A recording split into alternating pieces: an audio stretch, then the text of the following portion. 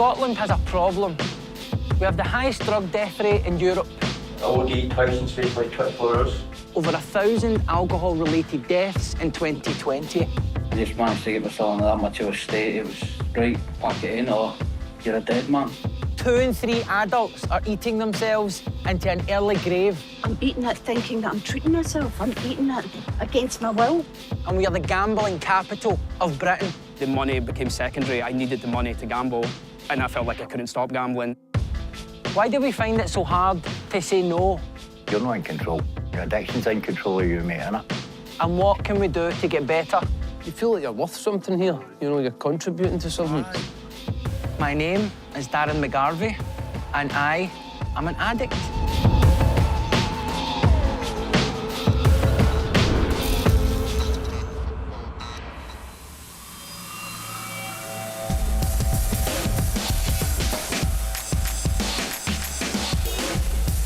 Here in Scotland, 1,339 people died from drug-related causes in 2020, which gives us the dubious accolade of the highest drug deaths per capita in Europe. That's the whole of Europe.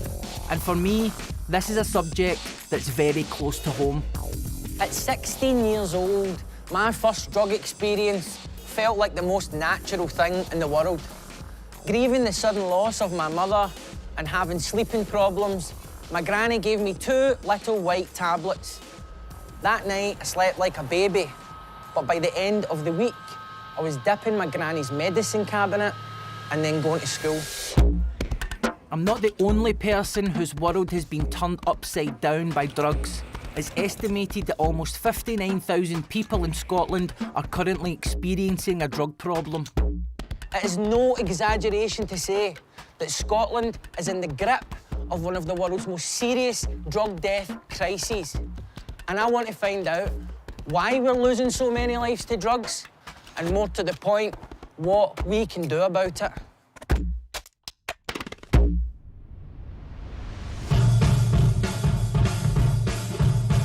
For most people, the closest they've come to the drugs crisis is the 1996 film Trainspotting, which provided an eye-opening introduction to Scotland's heroin scene.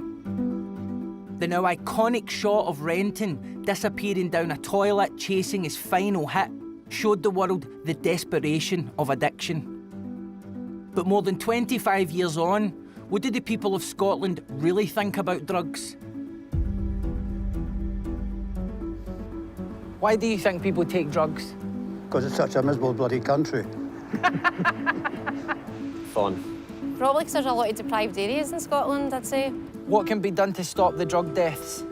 Getting people half-decent jobs, decent money to survive on, because times are tough. I think just removing the stigma around drugs would help a lot. You can bring in heavy policing, that doesn't help. You can legalise drugs, that might help. Better rehabilitation programmes, more support. Do you think drug addiction should be treated in the same way as other illnesses like cancer or diabetes? I think there's more important things for the money to be used, to be honest. Can't be treated the same way. It's a separate treatment for all those things. You're choosing to start the drugs, whereas you don't choose to get cancer, like cancer hits you. So they're similar, but I do think that it is an illness, addiction. Yeah, I think too many people think, oh, well, it's a choice, but it becomes not a choice at the end of the day, it's an addiction. Whether it's poverty, personal choice, or even just our dour Scottish temperaments, it's clear that we don't all agree on the causes of drug addiction. But one thing that is indisputable is the severity and pervasiveness of the problem, which is never more apparent than for those tackling this crisis head-on. Today, I'm getting the opportunity to actually go out with paramedics who are going to be responding to drug-related issues in Glasgow on a quite sunny day.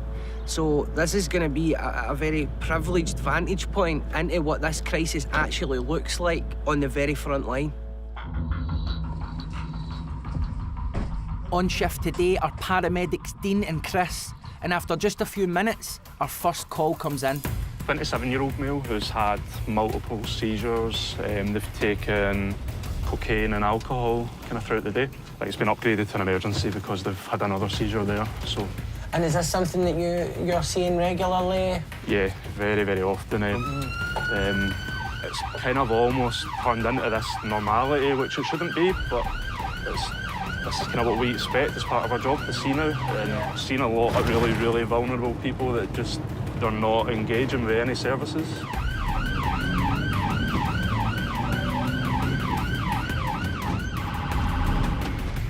I think it was that first one anyway, just at the corner, wasn't it?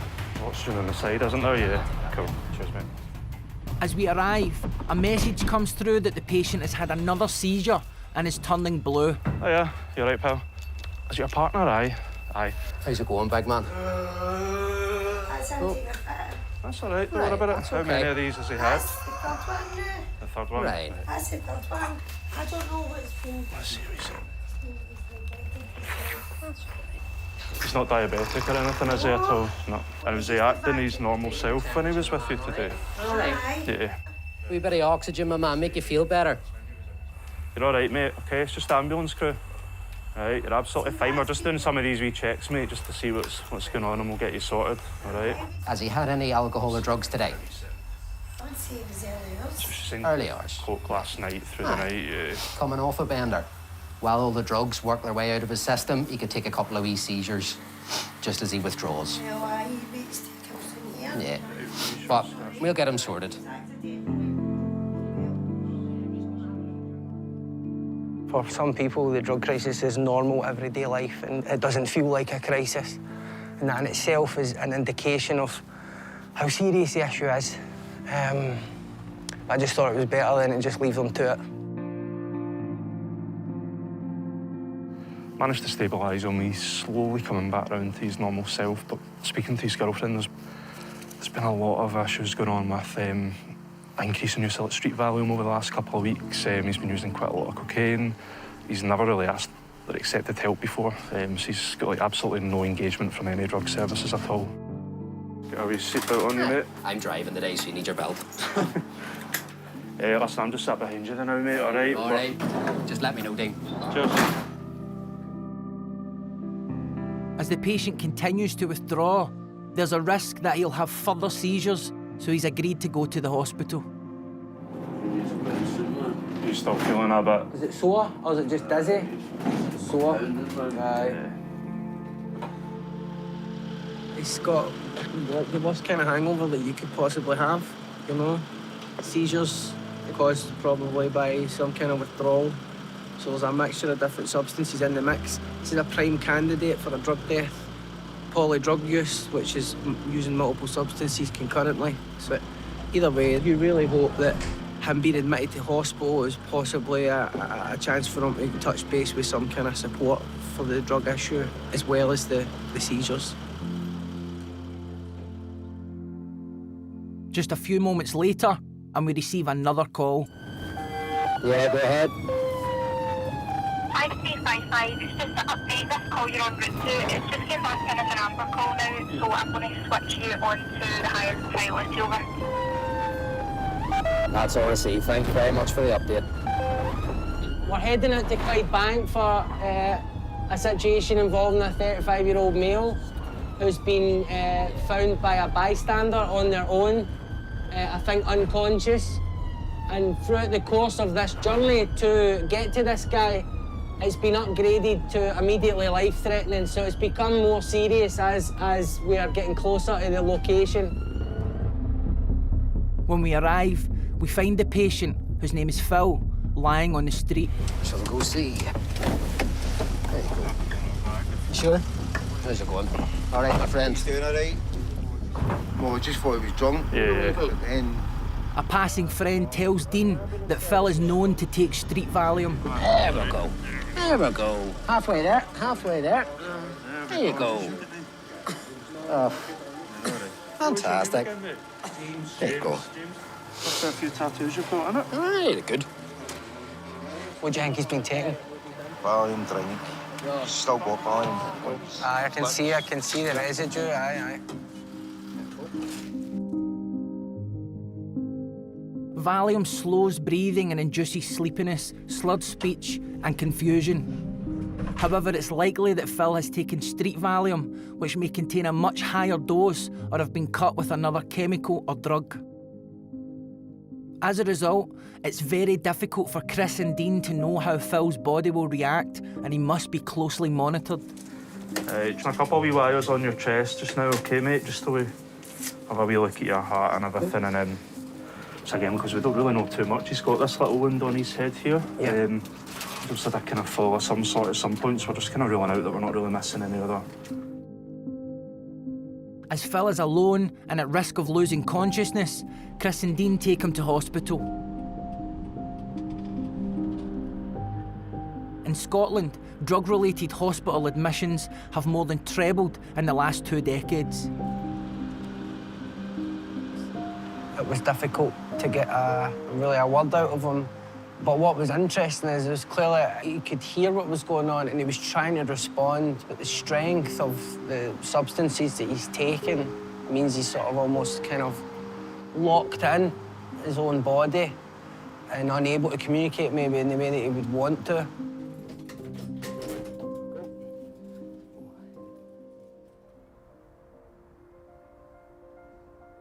Chris and Dean's emergency calls continue late into a busy evening in the city centre, and I'm in awe of how calm and compassionate both have remained during complex and potentially life-threatening situations as chaos has swirled around them. You've got absolutely nothing to be ashamed of with how you're feeling just now, because there's things we can do to help you, and you don't need to be feeling like that on your own. That was a very unique vantage point. You know, sometimes I've got seconds to get to a situation to prevent it turning into another drug death. And it's interesting, you see a pattern emerging, and it's poverty, it's been dislocated from services, it's trauma somewhere in the recent past and tragedy. These people are in so much pain and they need so much help. And the paramedics really show how simple it can be with just a bit of love, a bit of compassion, and that just being the gateway to maybe getting that help that they need in the long term.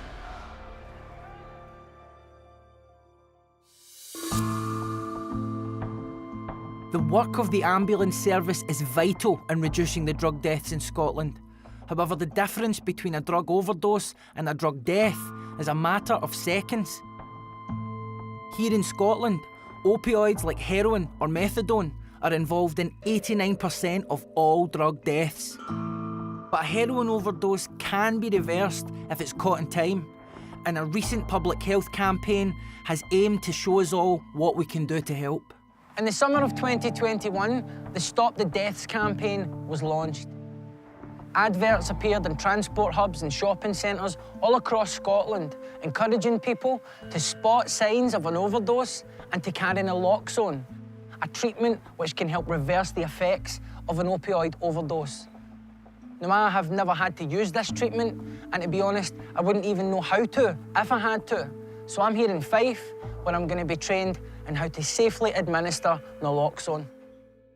Training is being provided by Danielle Wong from addiction support charity We Are With You, and joining me today are Kelly, Brian and Rhys, who all have lived experience of drug dependency. So you're administering this drug in a potentially fatal overdose situation, not necessarily just to save a life in that moment, but to buy a bit of time for proper medical assistance, am I right? Yeah. So what you're gonna do is you're gonna pull the red tab there, like you would open in a cigarette pack. Yeah. Okay, and then we're gonna twist the box. And then it pops open. Okay. So in the kit, we have 2 long blue needles, okay? And then we have our naloxone. Okay, so you're just gonna put that pin on there. Okay. So if this was a person, you can do thigh, buttocks, or upper arm. I always suggest thigh. So you're gonna go in to their thigh, and this is split into 5 doses. So you would go down to line 1, okay? Right. So now hold your orange steady. Yeah. In. In. And then you're looking at the little measurement here. Okay. So can you just kind of explain what the actual process is in terms of what is in this, what it's this for. is doing? Yeah. Okay, so we have these opiate receptors in our brain, and say you're taking heroin, it's filled that opiate receptor. What this does is it temporarily removes the opiate from the opiate receptor, and that then allows your body to start functioning, your breathing, your heart, everything to start functioning again.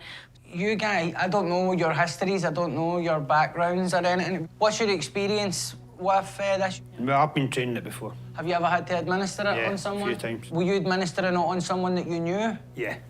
So obviously that's That'd be the doubly worst. serious, isn't it? Especially when they're close to you.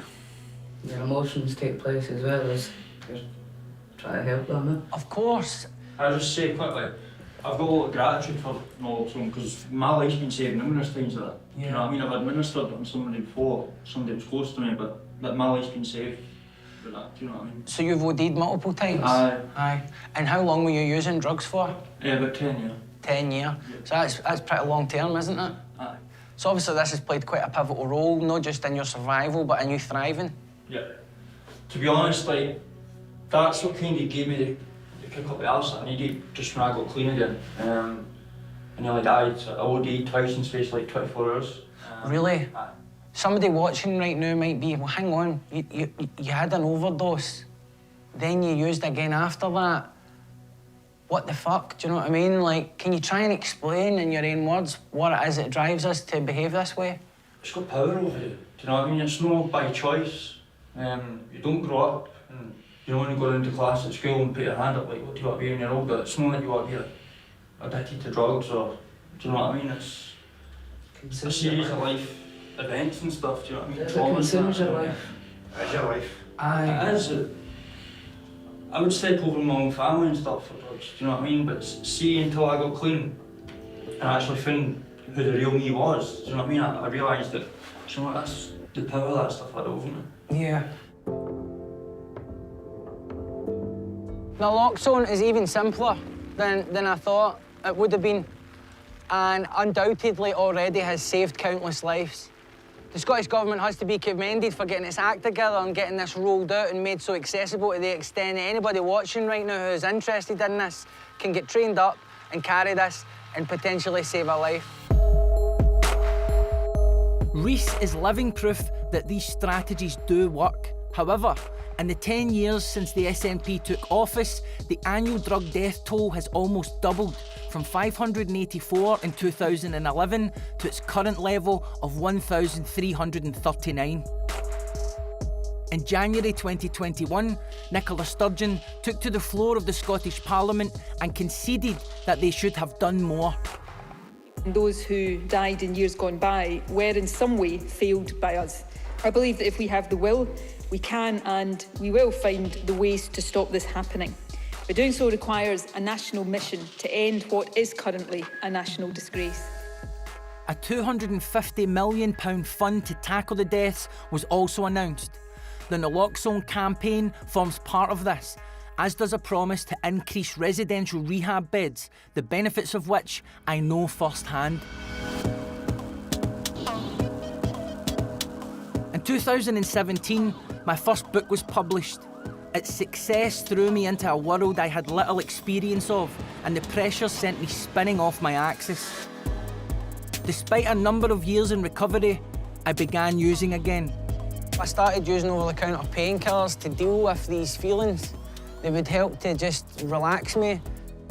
With most addicts, there's two stories. There's the story that they tell, which is the story I've just told, and then there's the real story, which is I'm an addict, I can never safely use alcohol and drugs, and the minute that I think I can, I'm in dangerous territory. In 2019, I checked into Abbey Care Rehab, and I've returned today, not just to meet my old therapist, Eddie, but to shed some light on exactly what rehab is like.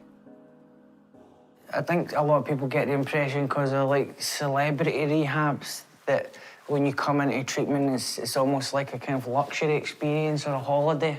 But my experience was that it was very tightly regimented. Yeah, I think it's really important that straight away, any clients coming in get a picture of that daily programme. getting to bed in time, up in the morning, you eat a breakfast in the morning, you get up, you get showered, you get to group in time and stuff like that. So it's about taking back responsibility, maybe coming for that lifestyle where there was no responsibility. Having had a look round the new site, I was intrigued to sit down with Eddie to find out what else he remembers from my time in rehab. Hankies are strategically placed as well, I remember that. My memory's kind of hazy. If you can kind of give a brief description of what your assessment of my condition was the first time we sat down, you know, on a one-on-one. You were nothing like you are just now, or how you left there. You were so quick and busy, your mind was quick, but you were talking at that rate as well, you know, and it was just to allow you. It was kind of allowing you to run out of steam with that. And there was a lot of stuff, you had a lot of guilt and remorse with your behaviours and your relapse leading up to that, and we discussed that at a good level, you know. And the moment we come in, we're valued as a member of the group that shares the responsibility to keep the group in good health and good spirits and being honest. It's totally the group dynamics that has to work in a rehab, and it's like putting the responsibility on each individual. It's maybe a responsibility that they're not used to, but what you find is that for personal development purposes, that works for people. You know, it's about building people up when they come here. They're asking for help.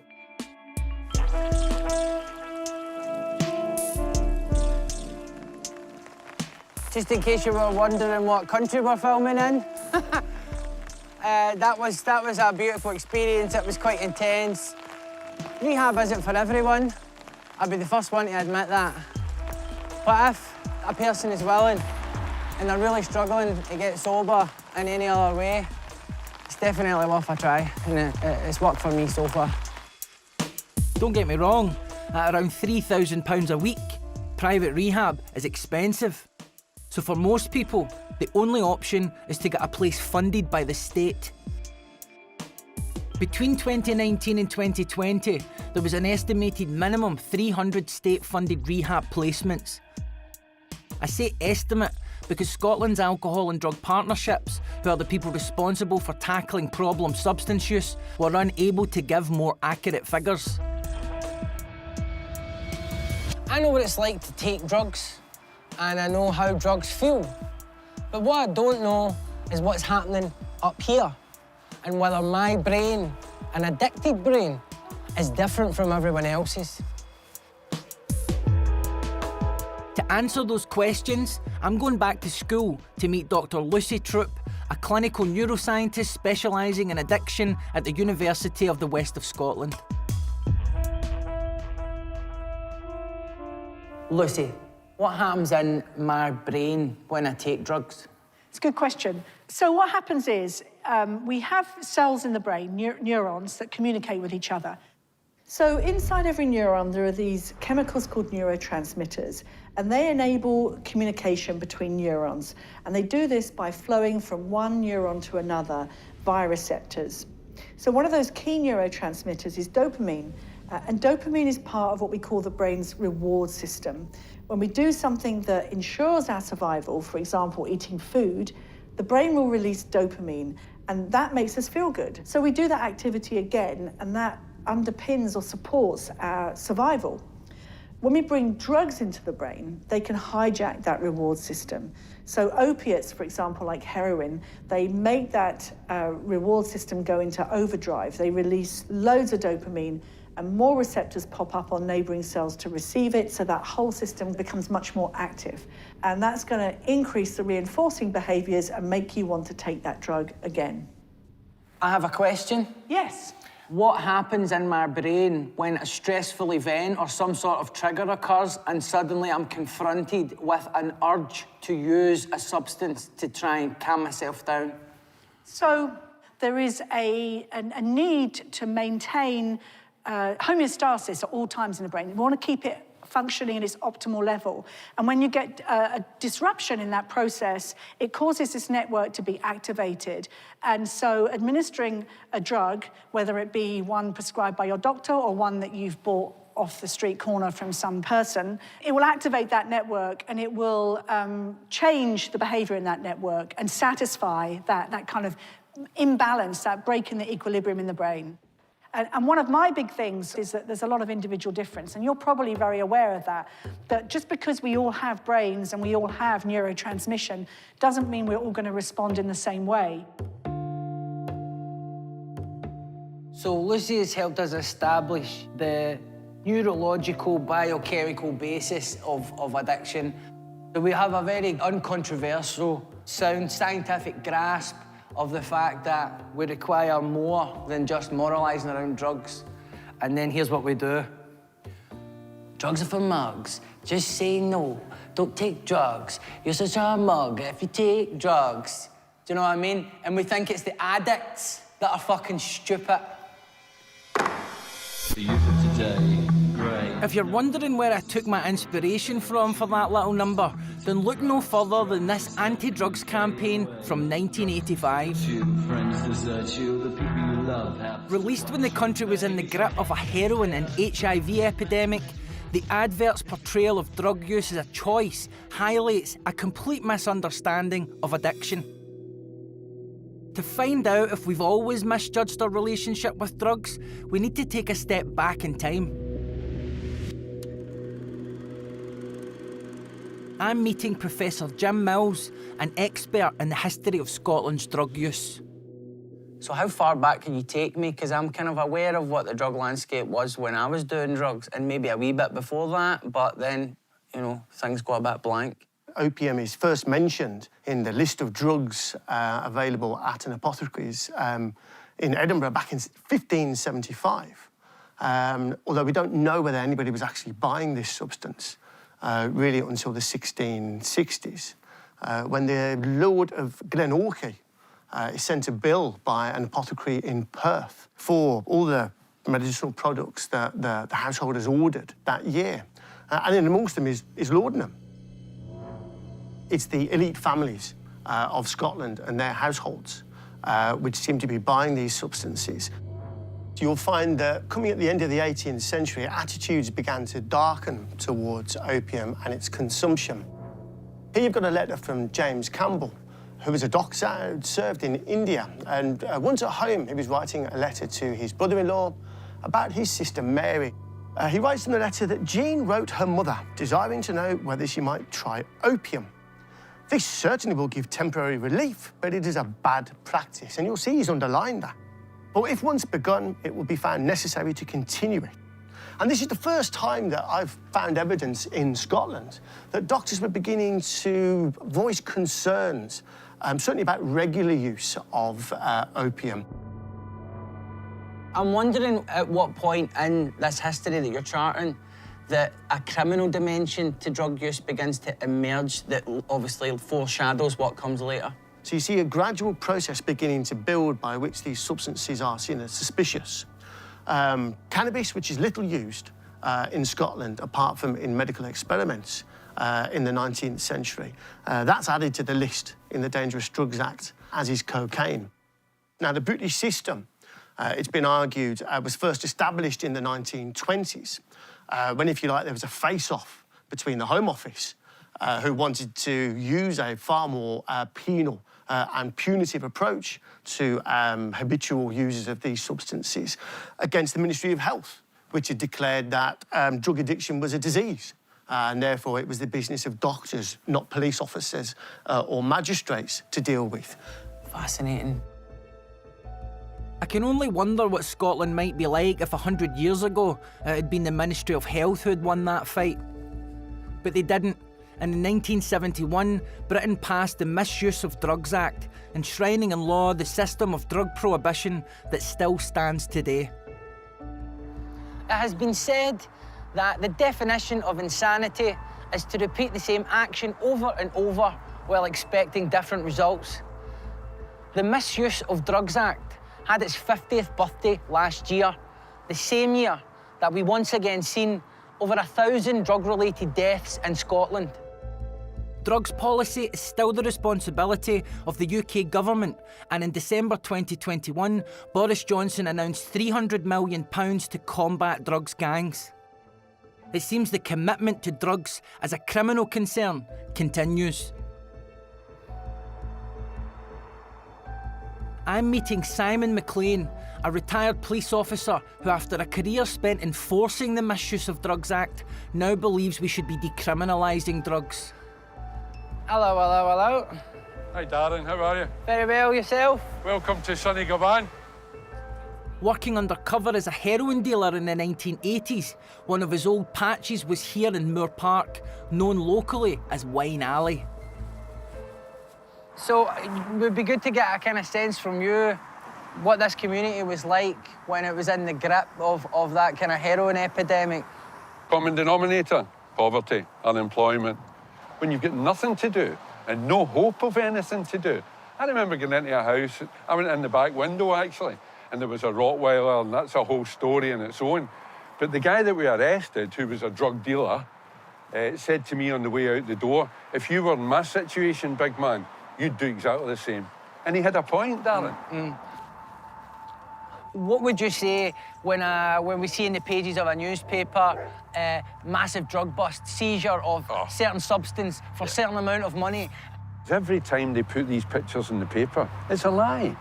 What they've just done is created more of a problem. Nobody goes without their drug of choice the next day because the police seized X amount.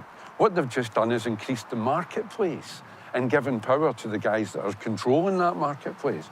Everything that we do is undermined by organised crime, and we give them the drugs market as a gift to underpin their operations. Poacher turned gamekeeper, Simon now heads up LEAP Scotland, the Law Enforcement Action Partnership. We all believe that, underpinned by the Misuse of Drugs Act in 1971, the war on drugs has been an absolute abject failure. We want to decriminalise people who use drugs. And secondly, regulate the market so that we control what you're using, when you're using it, and where you get it from, the sources, like we do with alcohol. And the third thing is put in support mechanisms of rehabilitation, etc., for people who find themselves in those situations. But the politics of the drug crisis, to me, seems it's a hard sell for a politician to go to an electorate and say, we're going to do this controversial thing. So how much do you think the politics plays into that? What we need is some politicians to stand up, and they're coming slowly, to stand up and say, wait a minute, look at trauma, look at things we need to be aware of here, that why people get into these situations, and change the structure, the environmental structure round about them, to give them other routes that they can take. Is that not what government's all about?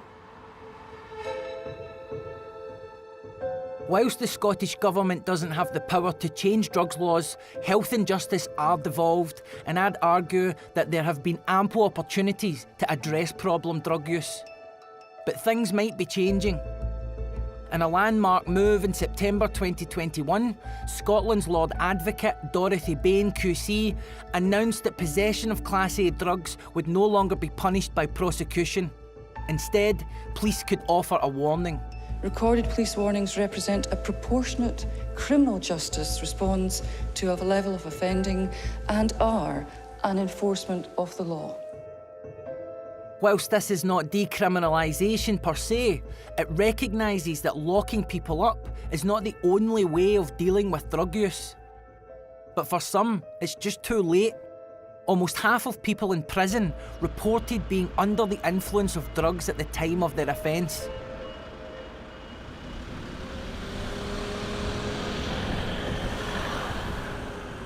The most recent survey by the Scottish Prison Service found that only 21% of people in prison are currently receiving any form of support for their addiction. Now, when we're locking people up for drug-related crime, but we aren't addressing the root causes of that criminality, which in many cases is addiction, then we have a serious problem. I've come to Glasgow's HMP Barlinnie, home to 1,300 male offenders, to meet Natalie Logan McLean. Natalie's dad died by suicide in prison when she was 6 years old. After going through her own battles with addiction, she set up Cisco, which helps prisoners address the cycle of trauma and addiction that led to their crimes. We're housing men in prison because really we don't have anywhere else to put them. They're problematic individuals in society, but we're sending them into an environment where we could potentially traumatise them more. Society's got it all wrong, Darren, and I know that I waste my taxes on men that's supposed to be reformed. Our justice system is so punitive. We punish guys for having an addiction. Even though they were abused in their childhood, they came from disadvantage, their mum and dad were addicts, they commit a crime because they're soothing themselves using drugs and alcohol, yet we bring them in here to prison and punish them even more for having an illness. If we know that trauma is massively causing these guys to use drugs, drink alcohol and come to prison, why are we not building a super trauma environment where they can come to and learn life skills and go and educate themselves and repair all that? Natalie has kindly allowed me to join one of her sessions. Everyone here is dealing with addiction, and in today's group, the guys are discussing how they can change their old behaviours. So it's a group effort, this? Aye. It's a group. I want to be social about effort. One side is going to be old me, the other side is going to be new me. What about getting the jail? Aye, I'd like to change that, aye. Change getting the jail. To what? New me, so what's the positive alternative to that? Work. Get a job. Stop using drugs. Right, so the old you is using drugs for pretty much everything. Great. I would like to have been a better parent than I was before I started getting off the drugs. Okay. So I like my Winston through drugs. Right. So what would the new me be?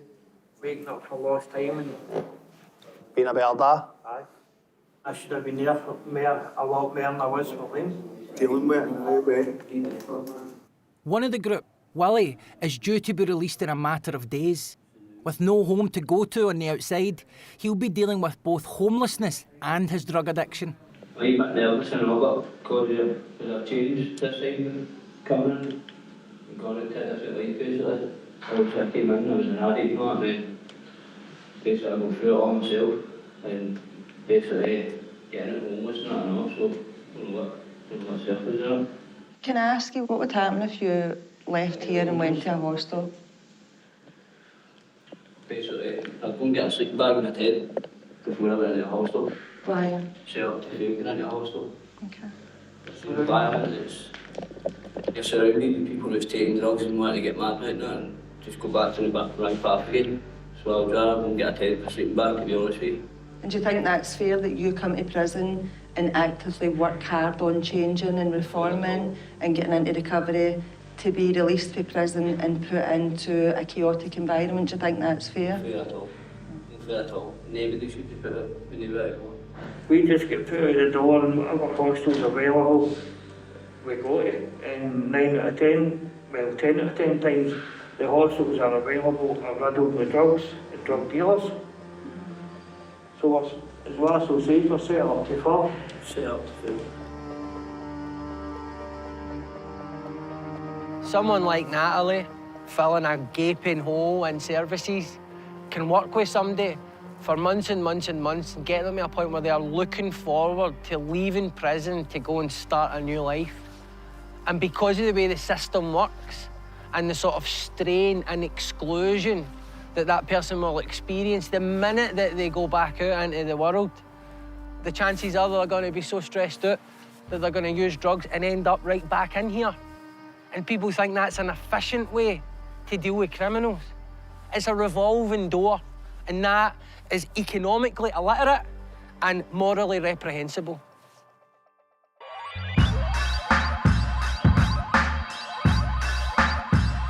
For people like Willie, who face the dual battle of homelessness and addiction, the future is daunting. But it's not hopeless. Glasgow's Simon Community Access Hub provides a one-stop shop for the city's homeless population, 80% of whom have some form of substance addiction. All right, guys. How's it going? Alex, my name is. Good to see you, Alex. You. Kevin. All right, Kevin, how's my things? Whilst I'm at the hub, I meet Kevin, a former heroin user who has now been in recovery for 10 months. So I'm wondering if you can just kind of Tell me a wee bit about how you came into contact with the Simon community, what you were experiencing and how it's helped. Well, basically I came out of prison. I was trying to deal with addiction, homelessness, trying to get my benefits sorted out, and mental health problems, etc., etc. So I went along here with a friend and they introduced me to the Simon community. So what was the difference when you came in here? They didn't give up. They just didn't give up. Carla used to come out to the hotels to look for me. Yeah, I overdosed 9 times in this city centre. This was my first. You the guy that died 9 times? Aye. I didn't want to kind of just jump in with that, but it was a part of me just wanted to walk in and go, I want to speak to the guy that died 9 times. Aye, 9 times. Didn't die, I stopped breathing. But I'm still here, luckily. But it was because people were chasing me about. It meant the world to me that somebody actually cared. A lot of the time when you're in addiction, you go, oh, nobody cares. I'm monkeys. So why should I? But with these people chasing you about and actually trying to help, you're thinking, well, aye, somebody does care. So maybe it's time for me to start caring.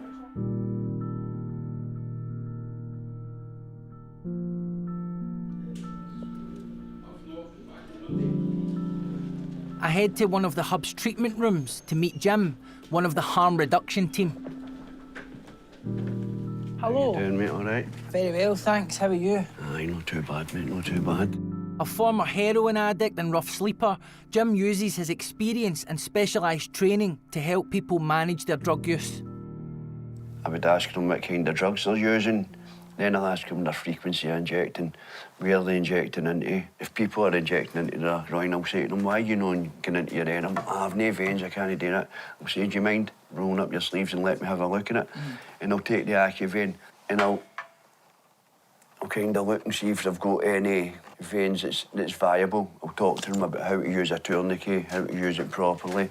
I'll give them a marker. If they've got veins there that can be marked and that are viable, I'll let them mark it. So if you were dealing with somebody who's using drugs intravenously a lot, would you expect to see something different here than what you're seeing now? How would it differ? See lots and lots of damage, non-existent. No, if you look at my veins, you know what I mean?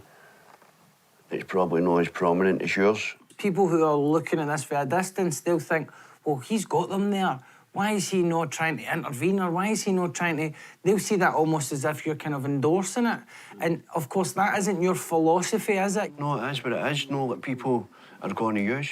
7 years ago, I was sleeping in a fucking, sorry for swearing, I was sleeping in a car park in Mitchell Lane, you know what I mean? No, done. So I share that with people, you know what I mean? No, I don't hesitate to tell them my kind of experience, to try and give them that wee bit of hope. If they're going to use, I'm going to get them to use as safe as possible. If they want to stop using, I'll talk to them round about then that too. Someone else who's benefited from the support offered at the Access Hub is Alex. This is like if the brew was designed by IKEA. Aye, fair enough. Aye. After 30 years of intravenous drug use, he stopped using just over 2 months ago. But I asked what he was like when he was in the grip of his addiction. Horrible, nasty. Totally different person when I'm mad with it. I'll show you that scar, right? That was my 5th hit of heroin I took. I hit it in there, I thought it was in my vein, and I wasn't. And I kid you not, it was like putting acid into your vein, the burning sensation. I thought my fingertips were going to blow off.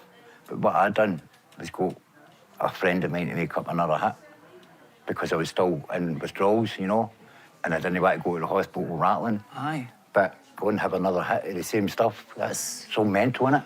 Aye, and it's something that a lot of people can't... self-harm, Darren, they can't innit? understand, you know, people can't understand. Aye, because you've got a habit. You've got a habit to feed, and the habit is, that's the one that's in control. You're not in control. Your addiction's in control of you, mate, innit? During our chat, Alex told me he'd been on methadone for 21 years. Methadone is an opioid substitution therapy that aims to reduce heroin dependency, and its users often go to a chemist 6 days a week to receive it. When addicts are all going to the chemist for their methadone, drugs are getting sold and that, you know, and you're getting offered all the time, so there isn't anywhere, it was never safe, mate, you know. So you're always tied to that chemist. It's a chain around your leg. it's a heavy anchor. It rots your teeth, mate, and then you start mumbling and all that, you know, especially if you're under the influence. You can't really hold a word in your mouth because your teeth are gone. But aye, this is the thing that helps you. So you're getting your teeth sorted, am I right in saying? Yes, I picked the colour in my teeth last week, mate. And next week I'm picking the colours of the house that I'm getting, you know, for the furniture and the carpets and the curtains and that. Are they matching your teeth? Are you that coordinated? No. Listen, I don't mind saying that because I'm so happy that I've reached that point, mate, you know. I'm just going to keep getting better, Darren. Aye. It's there for me this time, you know. Good. Just a few hours at the hub, and it's clear to me that there is realistic, joined-up thinking at work here. So when you talk about the housing crisis, and you talk about the drug crisis, and you talk about all the after effects of 10 years of austerity and a pandemic, you're usually talking about the same person. Anyone who walks in here, the chances are they're dealing with multiple strands of this. So that whole service is designed to be an open, safe, friendly, cool environment. And word gets around these vulnerable communities that that is a place to go, and that is very, very, very important.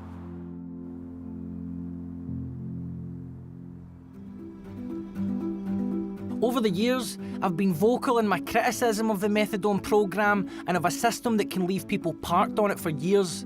But in the spirit of balance, I'd like to hear from a doctor who regularly prescribes it. Dr Sakit Priyadarshi is the Associate Medical Director for Greater Glasgow and Clyde's Drug and Alcohol Services, and he's agreed to give me the view from the medical side of the fence.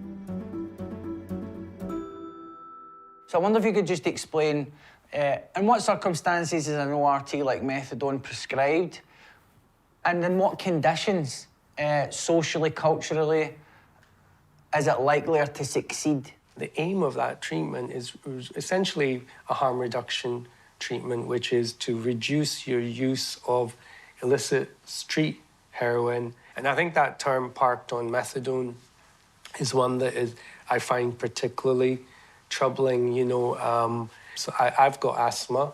I'm on inhalers. I've been on steroid inhalers for a number of years. It manages my condition.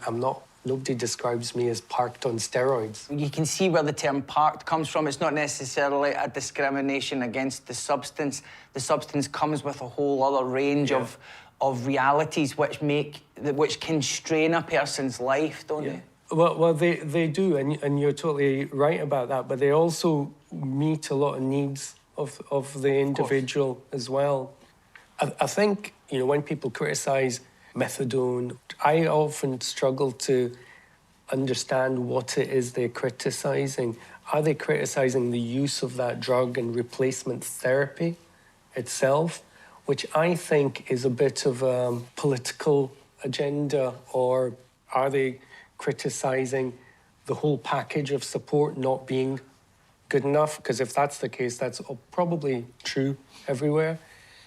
I asked Sakit how he would tackle drug addiction if money were no object. There's several things for me. A recovery that recognises that coming into an injecting equipment provider is actually really good for somebody who's got a problem with injecting drug use. People who want to stay on methadone or buprenorphine or whatever because it's working for them, right? That should be accepted. People who want to go to residential rehab, go out and work, be in recovery communities. The whole sort of journey should be recognised. Essentially, though, we also need to think about how we reduce the demand. How do we make people feel less excluded, less hopeless? It's funny, but one of the things that you don't see is that pretty much every time we've spoke to a public official, there's a comms person in the room with us, which sort of shows the nerviness that people have and talking about this issue on camera. But I got a sense from Sakit that he remains kind of close to people who are in treatment. And from his point of view, you get the sense that he recognises that there's a lot that's gone wrong. And so it was refreshing to hear somebody being, you know, defending their work, obviously, as you would expect, but also being kind of frank and admission in terms of what we could be doing better going forward.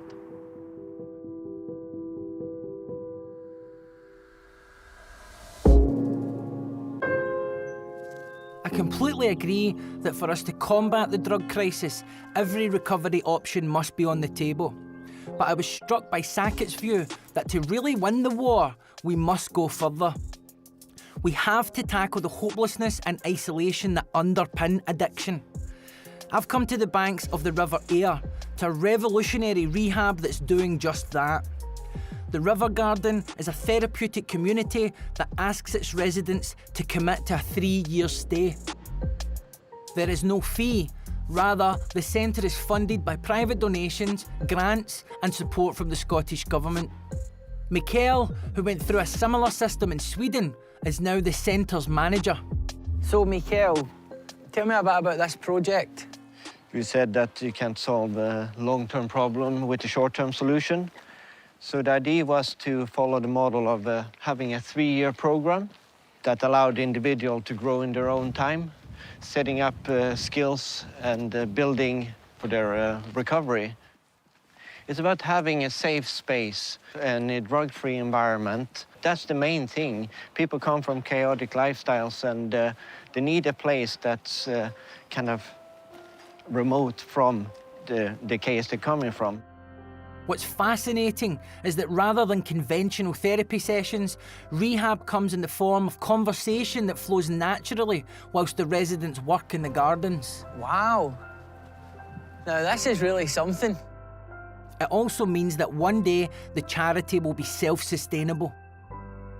And we are producing things from our own trees. We are setting up the garden side, producing our own vegetables, selling vegetables on the stall and in the cafe. We want to tell the guys that when you come in here, you have all the opportunity in the world to become what you want to become.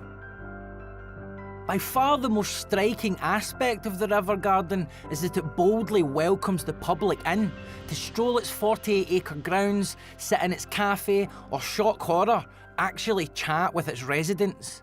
Hello. All right. All right. I hear that as a volunteering opportunity. Why not? Certainly is. Mark, Owen and Seb are 3 of the River Garden's current residents. And don't be giving me any kiddie-on jobs.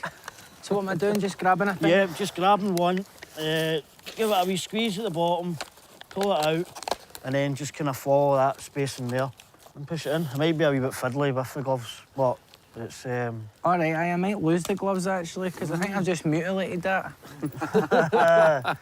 So this is a cracking place, guys. Aye. It certainly is.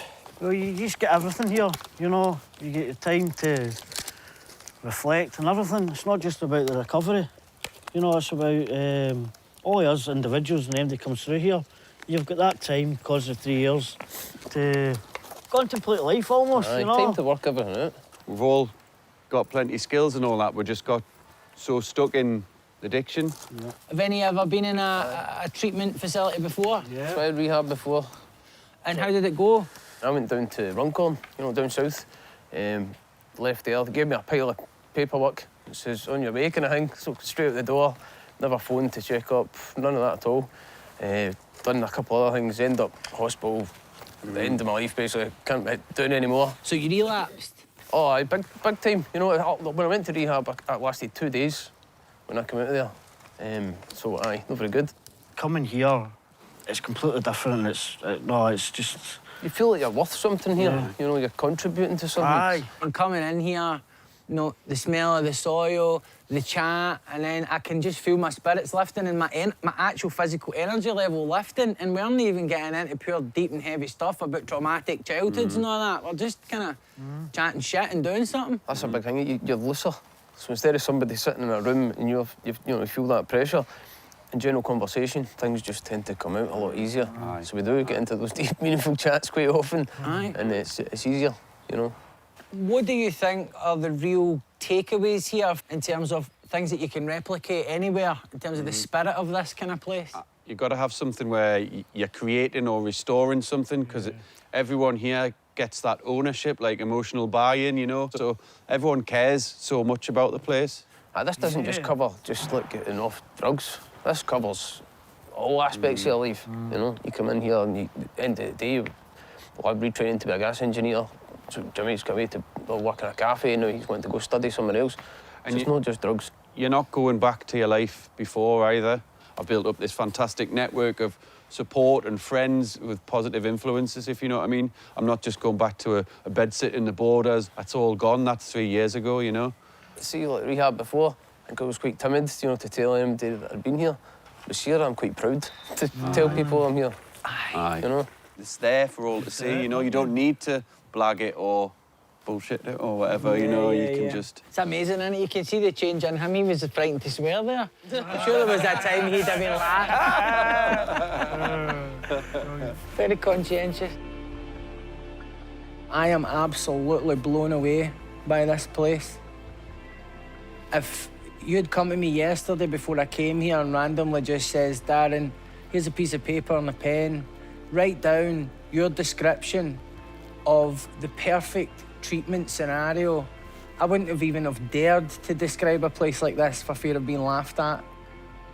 And this is because the starting question is, what would be best for someone who has a drug problem and wants to get through it and live a better life? And they build it out from there. And for me, that is just beautiful. And I really can't convey it effectively. You want to know what it's like? You have to come here yourself.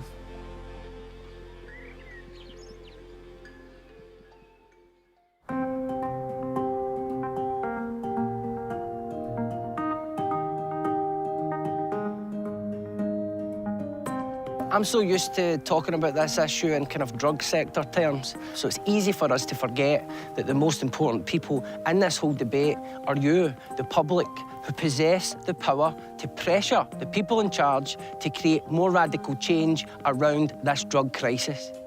I understand as well as anyone the sort of mayhem that is generated wherever addiction is present. Part of the frustration that we experience when we are observing people with drug problems from a distance is that we think, how could someone possibly choose to behave in that way? When actually it helps us to understand addiction, not as a choice, but as an inability to make a good choice, as an impairment of choice. That doesn't take away all the pain that is created, but it helps us to understand this issue in a more realistic way. At a point in every drug addict's recovery, they will have to atone for the mess that they have made. But that responsibility cannot and must not end with the individual drug addict. We know that successive administrations in Scotland and at UK level have cut funding to services that help people in addiction, sometimes despite warnings that it would lead to more deaths. This, in turn, has led to the marginalisation and, quite frankly, the persecution of one of the most vulnerable, unwell minority groups in our society. So when it comes to the discussion about who is responsible for the drug crisis and where the blame should lie, I think it's pretty obvious.